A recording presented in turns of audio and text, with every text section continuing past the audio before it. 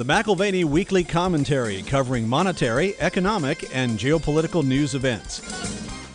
The more uniform, classically, the more likely to reverse trend as sort of the next step or the next move in the market. I mean, it's almost like the immutable law of the last person. I don't know that this is an actual law, but I'm just going to say it's like the immutable law of the last person. You run out of buyers and the price is going to go down.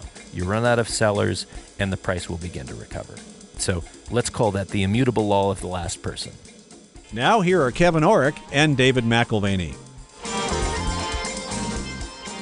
Welcome to the McAlvany Weekly Commentary. I'm Kevin Orrick along with David McAlvany. You know, sometimes, Dave, actually not sometimes, but all the time, we should really try to understand the past through narrative. We're built for story. I think when I was younger, I would watch a movie and think, this is just a girl's chick flick. It's just a love story. I know how this goes, repeating pattern. Or if it's a horror film, I'm like, I know how this goes. They're going to walk into danger not knowing what's happening, and then all of a sudden, the tragedy strikes. But when we look at the markets, I'm going to be honest with you, Dave, I have never actually clearly seen the future exactly the way it would play out. But I can pretty clearly see the narrative of the story looking backwards. It seems to be a repeating theme. We're in Tennessee this week at a family reunion and spending time with family. You get a lot of that narrative look back. And a part of it is nostalgic. A part of it is a recounting and telling of the tales. It's great having my parents be able to spend time with their kids, their grandkids, their great-grandkids, and just tell stories. And you do illuminate the present and see a little bit more of the future when you appreciate the past. A part of that from a family standpoint is identity. But I think when it relates to the markets, you are talking about context and understanding trends. When you look back, we better see ahead. This is true of historical and social insight. It's also true of technical analysis to understanding current market dynamics. So patterns are revealed in these narratives, and patterns are revealed in the price movement of assets. And those patterns are behavioral reflections. And those behaviors are informed by ideas and bias and belief and sentiment. So you get this whole spectrum, the spectrum of hope or greed on the one end, and on the other end, fear, right? So if you're looking at the market today, we now have the highest reading of bullish investment advisor sentiment since November 23rd, 2021, which came about 6 weeks before the market's all-time high. I think that's worth reflecting on. As sage technical analyst and sort of our occasional commentary guest, Alan Newman, reflected this week, first of all, you've got the average of issues traded on the New York Stock Exchange, which continues to fall even as stock prices are rising. And in addition to that, you have breadth, which is still underperforming price. So to peer into the pattern is to observe a divergence in trend between the upward tilt of the S&P pricing, right? It's going higher, and the downward slide of the advanced decline line.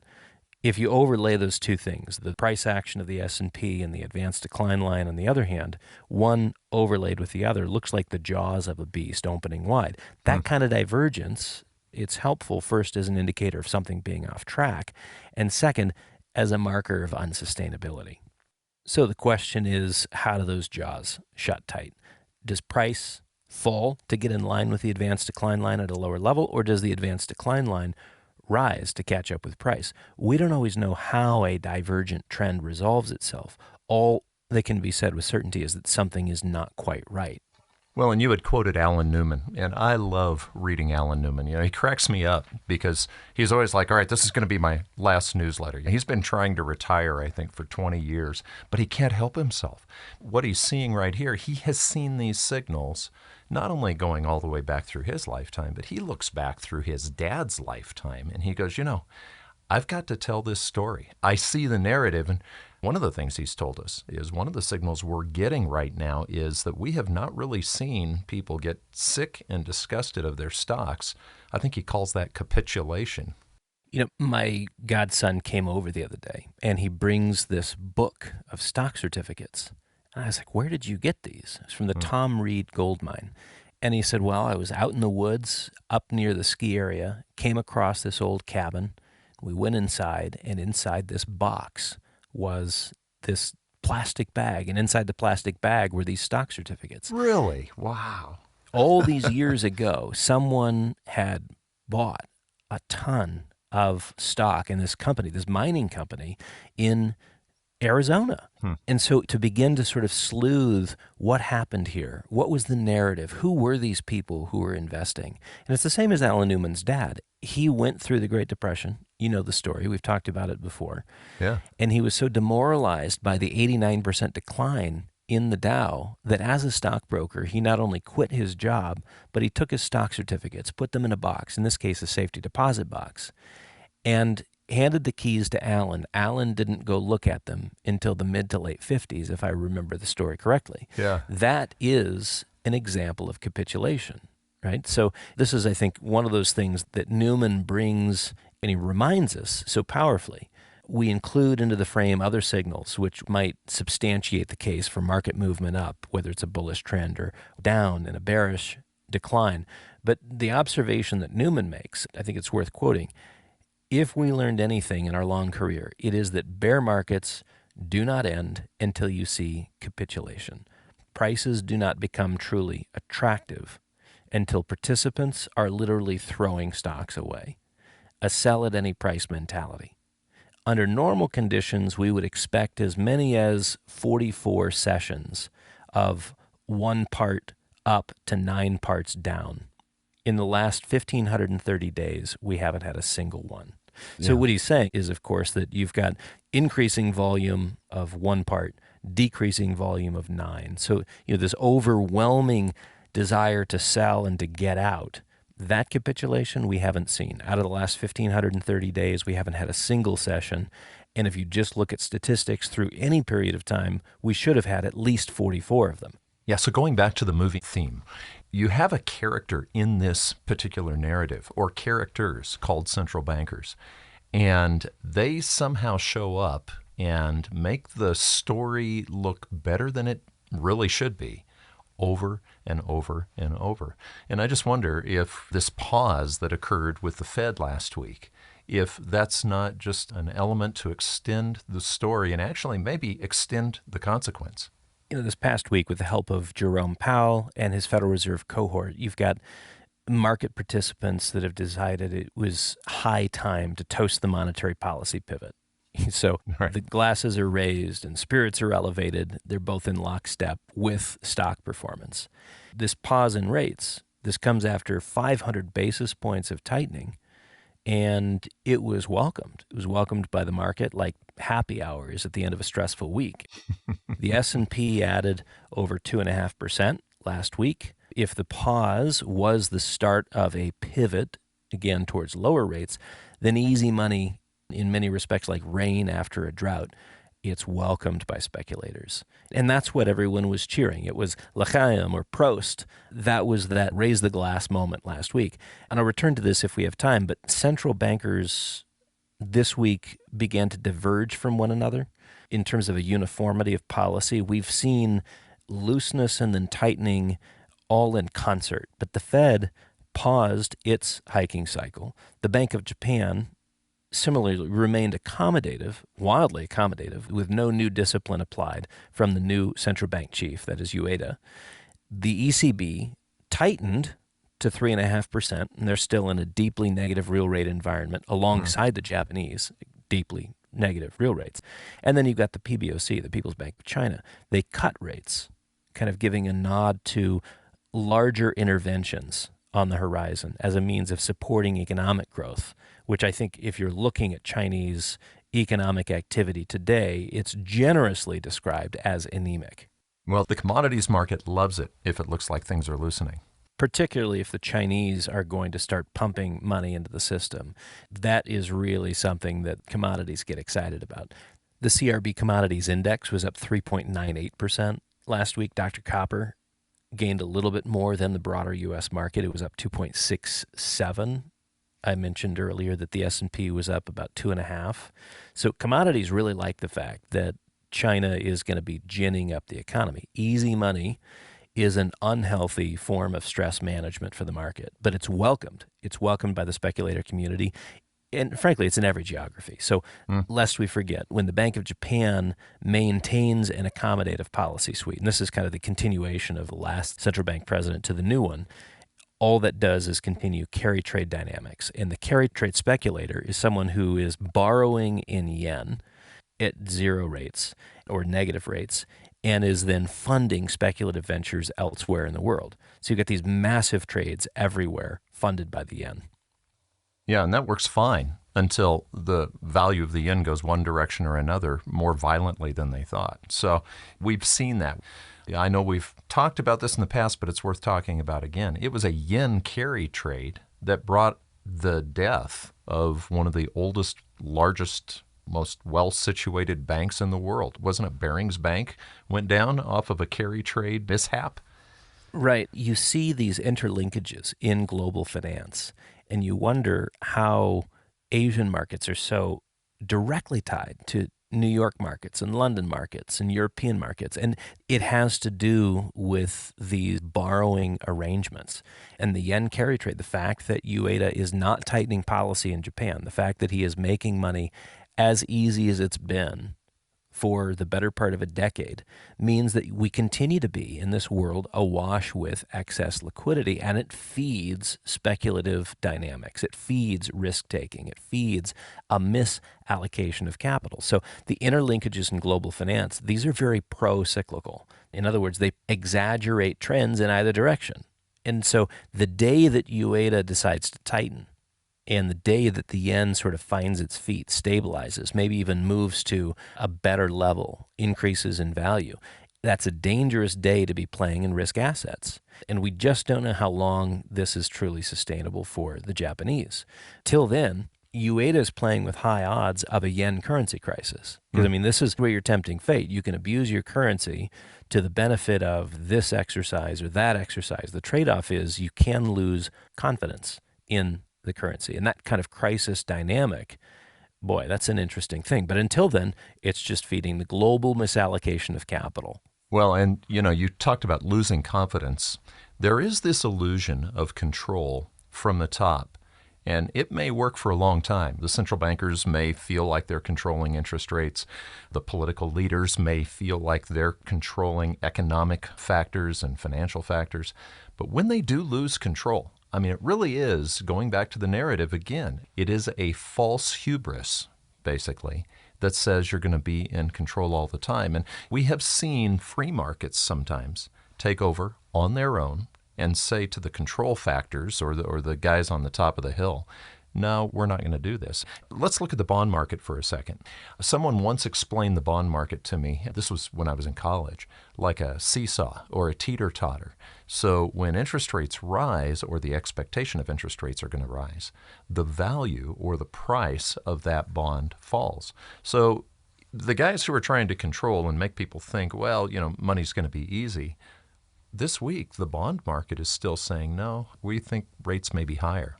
We mentioned two things last week that kind of want to come back to this week. One is a change in rates in the UK, and the other is continued pressure in the Chinese economy. These, again, are signals and symptoms of significant issues which have implications beyond just the world of finance. So, yes, it was a week of policy divergence coming back to the central banks, but we did see a fairly uniform week when considering bond market rate increases. Prices were down across Europe.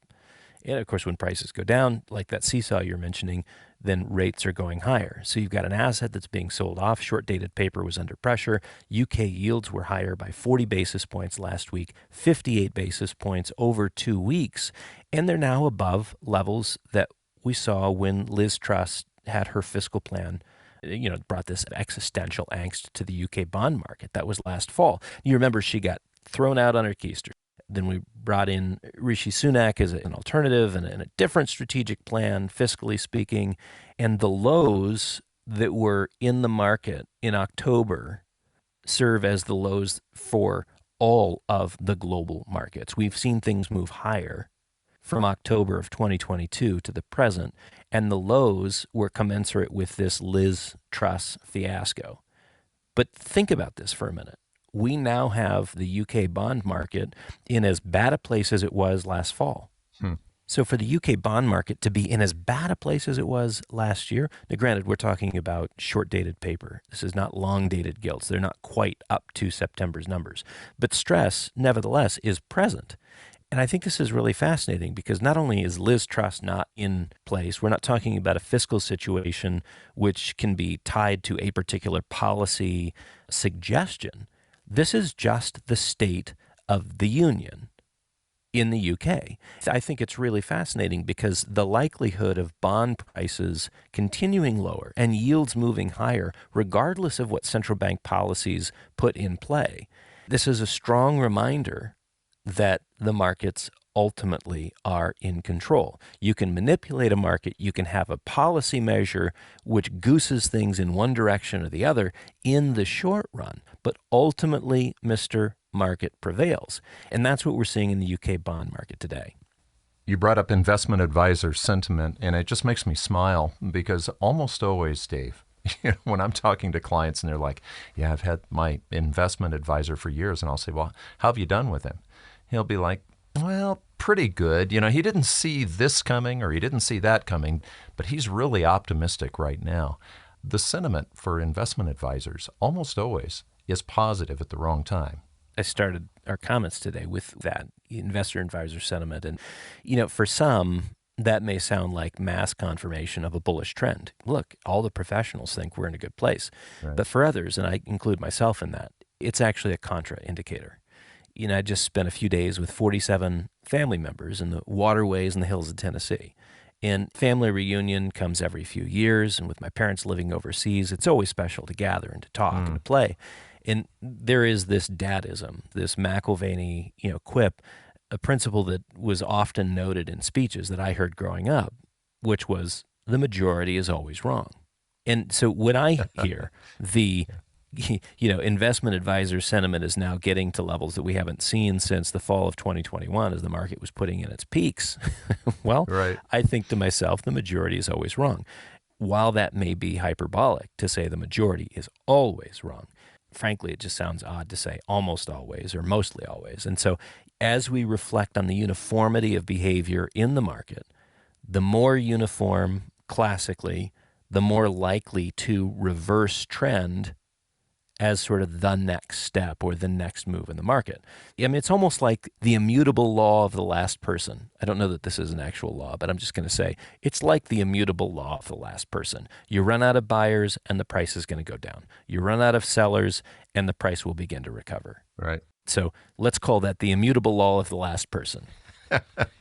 And when you said you don't want to say always wrong, so you say mostly always wrong. Reminds me of Billy Crystal. Remember Billy Crystal in Princess Bride when he's like, he's only mostly dead. He's only mostly dead. I love that. I love that. Well, the fascinating thing about a counter-trend rally is that you have price action that suggests the bull market's back. But if you look more closely at market dynamics, there's a strange lack of buyers in queue to purchase. Yeah. And that's why we're talking about Newman earlier, the advanced decline line divergences, breadth, issues, volume. Again, the Newman highlights. That leads us to this sort of agreement with Bank of America's Michael Hartnett on what he calls being in a bull trap. You think you're in a new bull market, and it's actually a sentiment trap because you've been convinced that it's only going to go up from here. And this was his brief but disturbing comment on a bull trap last week. A combo of 2000 and 2008, a big rally before a big collapse. Wow. Okay, so relating it to 2000 and 2008. Now, I think in pictures, Dave. Okay, I know I keep bringing movies up, but when you have 5 to 7 stocks leading a market of hundreds and hundreds of stocks, okay, as far as indexes go, it reminds me, let's say you hear that there's this blockbuster movie, and you go down there and you see 3 people in the theater and maybe 3 people in line, and you're like, well, wait, this was supposed to be a blockbuster movie. And it's like, oh, yeah, it is. This theater just made thousands. And it's like, well, how much did you pay for that movie? Well, we each paid $1,000 for the movie. So instead of all the indexes going up, you've basically got people paying very, very high prices, and they're going higher for things like NVIDIA, Amazon, you name it, Tesla. But for the most part, you have volume and breadth going down the other direction. It's like a blockbuster movie that's not a blockbuster at all. And he compared that to 2000 and 2008. Dave, you and I both lived through 2000 and 2008 in the markets. They were very painful for the people who were in the wrong place at the wrong time. Yeah, and obviously sentiment had never been better. So that's one of those things you've got to keep in mind. You listen to a Hartnett to see this echo or reminiscence from 2000, from 2008. I think there is this notion that if we reflect on the past, we can see the future more clearly. And in that respect, consider yourself forewarned. Whether you are forearmed depends on how you choose to manage risk. Your choices, there's not a whole long list of choices, but they're all effective. You can increase your liquidity. You can maintain a healthy precious metals exposure. You can short or hedge existing positions. Now, ironically, and this is also symptomatic of the environment we're in, short covering continues. You've had hedge funds removing a mass short position, short exposure last week. Bloomberg reports that it was one of the 5 biggest periods of short covering over the past 5 years, since 2018. Doesn't that make shorts a lot cheaper, though? Like when you're hedging a market, when you're long something, let's say we're long gold and we want to be neutral on the market, we'll short gold. But there's a price to pay. If a lot of people are shorting at the same time, it can be very, very expensive. When everybody's throwing their shorts away and they're saying, no need to hedge, the sky's the limit, I would imagine shorts are probably pretty cheap. That's right. Everyone's naked, too. So equity market hedges don't cost very much when people are getting rid of that hedge exposure. And you can hedge any position, like you said, with gold or any other asset as well. But it tells you something. Again, these are little signals and signs. There's a lot of tension in the markets. People pay to be protected on the downside, and the cost of that protection is going higher and higher. Or, as we have right now, the cost of protection is very, very cheap. You've got hedge funds who are basically saying, we just don't need short exposure. It's time to go long. And again, I would count it as a contraindicator that we're ready for a significant decline. One of the things that you look at all the time and we talk about all the time is the volatility. Because volatility, the VIX, that's an index that if you're watching it closely, you can see if people are nervous or not. Well, that's right. The volatility index. And of course, this relates to the U.S. equity markets. And so it's probably not a surprise that last week U.S. equity funds saw their largest weekly inflows, new investor money coming in since 2021. Again, 2021 being that time frame of putting in the market peak. And this is despite 500 basis points of tightening over the past 12 to 15 months. The major market indices are now trading at higher levels than when the tightening cycle began. So thank you, Jerome Powell and the whole group at the Fed, for creating these really tight financial conditions. I mean, they're supposed to be clamping down on inflation. The unintended consequence or the side effect is that you should see a tightening of financial conditions. And yet we have speculation at a level on par with what it was before they even started the project. So is it a new bull market? Or is it the end of that rally Hartnett referenced, right? So clearly the Federal Reserve is not trying to break the bad habits of speculators. And we go back to VIX. Given last week's volatility index measurement, reading at 13.53, that's the lowest since 2021. And that topping period of about a 3 to 4 month period, what it just says is investor enthusiasm is great. And the net effect of raising rates has been that stocks have dipped and recovered to pre-tightening levels, which is truly, truly remarkable. Doug Nolan, in his words, that which does not burst a bubble only makes it stronger. And that's what we have. We have a growing government bond bubble, and it's not just in the U.S., it's global. It would almost appear that the Fed has succeeded on 2 of its 3 mandates. Number 1, market price action. You've got price action is up. What some see as stability within the stock market, but which I think is more akin to the sort of unhealth of manic behavior. It may look cheery, but it's not necessarily sound. Just coming back to market price action being a mandate, just as a reminder, that number 1 is not actually an official mandate. It just appears that they support and intervene to keep prices up because they've got this sort of deep loathing or fear of asset deflation. But employment is one of their mandates. Yeah, and that's one that you could say, yep, okay, they've succeeded. Unemployment is down. It's at 3.7%. And that's actually what they've been toying with. Maybe we need to get, in order to beat inflation, we need to bump the unemployment rate a little bit higher. We need a few more people out of work so that there's less wage pressure, because they've assumed that it's the wages that are causing inflation. And so now they just need to focus on securing the third. If the first is a positive, stable stock market, and the second is unemployment, which they've mastered, it's now down to 3.7%, then the third is price stability. And price stability, this thing we call inflation, been stubborn.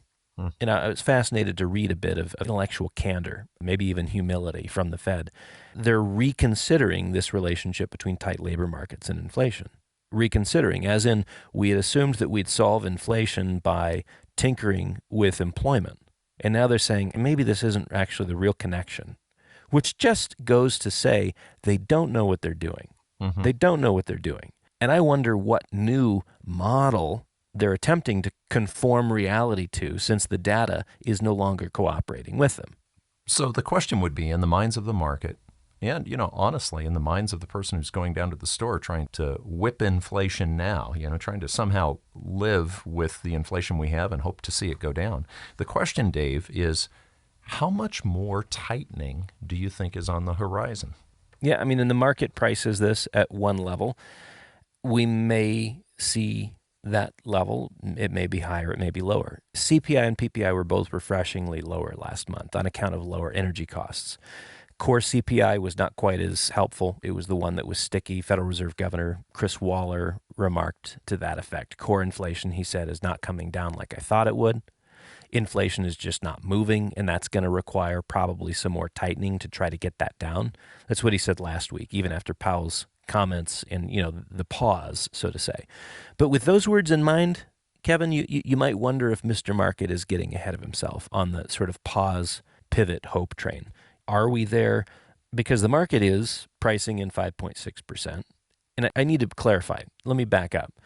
The stock market believes that we're at the pause pivot, and that's where the hope train is. The bond market is pricing in higher rates still. So again, you've got these divergences where the stock market says, no, we're done. This is good. Let's get giddy again, right? And the bond market says, you didn't get the memo. Not all is clear. Not all is well. The economy, both domestic and global, has some issues. And I think we prefer fixed income at this point. So 5.6% is the expected terminal rate, with 2 more increases anticipated in the remainder of 2023. That's what the bond market expects. That's what the bond market is pricing in. Meanwhile, happy days are here again in the stock market, oblivious and already assuming that, again, we've boarded the pivot hope train. Going back to the looking back and not knowing the future, but we at least know the patterns of narrative in the past. We know that all through history, we can talk all we want about economics, we can talk all we want about national politics, but there's always some unexpected surprise that shows up. That's the twist in the story where you go, gosh, didn't see that coming. I had lunch with a good friend of mine, and he was a general in the Air Force before he retired. And one of the things he studies is Sun Tzu. When he would go to war, he actually said, I took 2 books with me, Sun Tzu and the Bible. And he said, I studied both. And he said, with the Chinese, and I'm throwing in maybe one of the unexpecteds because we've been talking about this tension between China and Taiwan. He said, you have to watch with the Chinese. They really do know Sun Tzu, and they will delay much longer than you think and then surprise you. I don't often consider Henry Kissinger's company to be really complimentary, but you might recall that last week we commented on Taiwan and China, and that's the point of conflict. It's not really the U.S. and China that you need to be worried about, but it's Taiwan and China. Bloomberg reports that you've got the former Secretary of State, Henry Kissinger, who believes that military conflict between China and Taiwan is likely. It's likely if tensions continue on the current course. So cue, if you will, Dr. Strangelove's voice, but on the current trajectory of relations, I think some military conflict is probable. That's not a bad imitation. But, the thing is, what is our policy? If there is a conflict between China and Taiwan, Biden has already said, oh, yeah, we'll be there. But, my friend that I had lunch with last week, he just looked at me with a smile and he goes, that's not our policy. Our official policy is that we're hands off as it relates to China. Now, what we've said is that we've got a red line. But Obama had red lines. Biden's had other red lines. Yeah, I mean, there's a whole bunch of awkward situations from a geopolitical standpoint that we've faced over the last 15 years where we said this and no further. And then our enemies are like, okay, we'll test you on that. They test, we don't respond, and it has proven to the world that we're a bit of a paper tiger. Well, and oftentimes those red lines really have nothing to do with why we would actually do something in the first place. Oftentimes these incursions that you have between nations have to do with something completely different, like a distraction from other problems. Yeah, I doubt very seriously that if we were to be involved in a conflict with China over Taiwan, that it would have anything to do with morality or with ethics or with some sort of statement of justice, international law. You can certainly cut and paste some of those things into the narrative, but there is more to the story. And, if you're looking at other Chinese news, and if you want to support a probable conflict between China and Taiwan, which may have more to do with scapegoating and distraction of the masses, rather than the suggested, deliberate de-escalation via dialogue. You've got youth unemployment. Another month goes by. We were at 20.4 last month. We're at 20.8 this month. It's getting worse, not better. That's in China. That's in China. The labor disputes there are increasing, according to Reuters, now at a 7-year high. And again, there's implications to a slowing global economy. A weak global demand dynamic forces exporters in China to cut workers' pay and to shut down plants. That's exactly what's happening. The global economy is truly not doing well, and the manufacturer to the world is, by extension, not doing well, under increasing pressure. So you've got working Chinese, which are facing more angst. You've got youth unemployment, which is running at 4 times the overall jobless rate in China. Again, that's as demand for finished goods is being constrained by a global consumer that has had to shift focus to necessities. Food, rent, energy. As prices of stuff has gone up, they can't buy as much from China. So there is an income deficiency in China, and as and when there is a broad-based repricing of assets, and we've already begun to see this in Chinese real estate, but just imagine that happening in other areas, a significant depression in value within Chinese equities, bonds, not just within the real estate sector where there's already been a massive devaluation there. In that case, we find the number 2 economy in what is known as a balance sheet recession. So what about the number 1 economy? And we're just barely number 1 on the economy, but when I talk to clients and say the numbers are saying recession probably this fall, I've had a few clients say, what are you talking about? We're in a recession right now. Yeah, we're not far behind the Chinese on a road to balance sheet recession. A part of that is our economy is geared towards growth if and only if we have an increase in credit. And households have certainly been more cautious there. We've seen corporations increase their debt. We've seen the government increase its debt. So if you're looking at the big picture, certainly we still have some economic growth, and it's being driven by those 2 larger parties, corporates and government. But households have been deleveraging. This is very similar. The Japanese were afflicted by this balance sheet recession in the 90s. And I think we're coming close to having the number 1 economy and now the number 2 economy of China to be there in full force over the next few years. Richard Koo, who's the chief economist at Nomura Securities, has written a couple of books, one back in 2003. I think his second one on balance sheet recessions was 2014. He's the chief economist at Nomura Securities. I think he's done the best work on this idea of a balance sheet recession. It's a combination of things. As asset values go higher, it's kind of natural, or maybe asset prices are going higher on a natural basis, or they're going higher on an artificial basis with QE sort of stimulating asset inflation. Your stakeholders, your decision makers become more comfortable taking on debt. But if there's ever an episode where asset values drop, we go back to Richard Russell's comment years ago, asset values fluctuate, but debt's permanent. Your debt relative to equity becomes an unbearable burden. or a burden that saps all other energy. And the incentives shift to then paying off debt versus accumulating more of it. You're required to, or you're talking about bankruptcy. And so the balance sheet recession really centers on this notion of delevering of the balance sheet. When you get into the mindset of either corporate board execs or households that it's time to pay off debt, that's not new economic activity. When delevering of the balance sheet occurs, it's not helping growth statistics.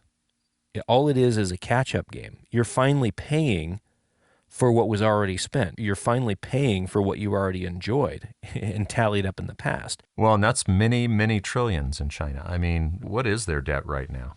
Non-financial sector debt, $49.9 trillion. Call it $50 trillion. It's 3 times what it was 10 years ago. And the Bank of International Settlements is particularly critical on this point, that you've had this massive expansion of debt, and it's to build apartments, it's to build bridges, it's other infrastructure, and of course households have been along for the ride too, but that's a lot of debt to carry. And now you've got many in China, particularly households, who want to pay their share off.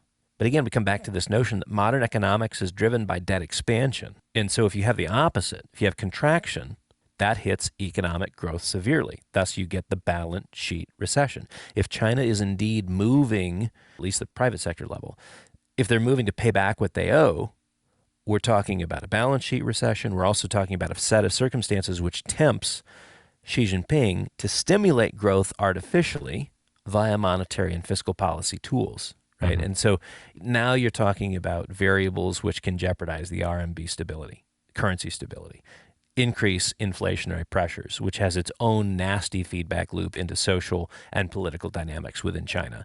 And it reinforces this tendency to find someone or some place to redirect animus. Mm-hmm. I'm not suggesting there's a direct connection between a balance sheet recession and Chinese aggression, except there kind of is, because when you begin to see this sort of economic malaise, workers are hitting the streets in protest, and smart graduating students can't find a job, that angst is going to get expressed somewhere. And if the government doesn't redirect, refocus, it becomes the next revolution. And this is not the kind of revolution the communists want. It may be more like a Tiananmen revolution rather than, a Maoist revolution, right?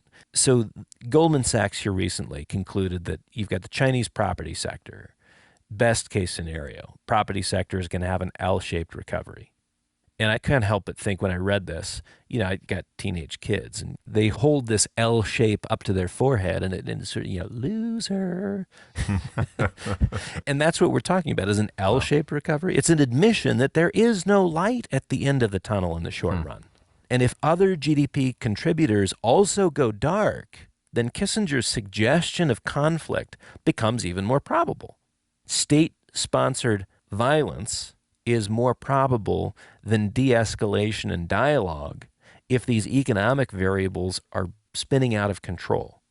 I mean, everything's possible. And I think certainly we could be having healthy, constructive dialogue as long as you've got people who are happy and an economy that's growing. But you're dealing with these sort of threads in the fabric that are already frayed.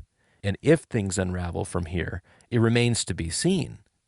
But you can see how they very easily would. And so I'm concerned that Kissinger's suggestion, it gets fed a whole lot of fuel as these other GDP contributors capitulate. So like we started, I've seen this story before. It may not look exactly the same. History repeats itself to a degree, but it certainly does rhyme with itself. And through the years, Rogoff and Reinhardt wrote about this, where they said this time is different.